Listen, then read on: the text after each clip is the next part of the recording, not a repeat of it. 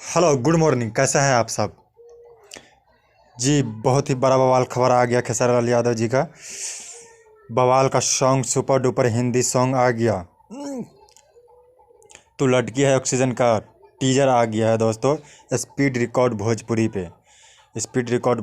पे टीजर आ गया है। अभी जाके देखिए, धूम मचा दीजिए। टीजर कमाल का सॉन्ग है ये। इस गाने को खेसारी लाल यादव जी ने गाया है, साथ में खुशबू तिवारी केटी जी ने। यादव राज जी ने लिखा है। संगीत ओम झा जी का है। कमाल का सॉन्ग है ये। ऑफिशियल टीजर आ चुका है स्पीड रिकॉर्ड भोजपुरी पे।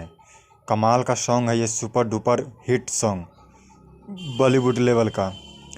खेसारी लाल इसमें आपको पंजाबी स्टाइल में देखिए, पोस्टर में ही दिख रहा है।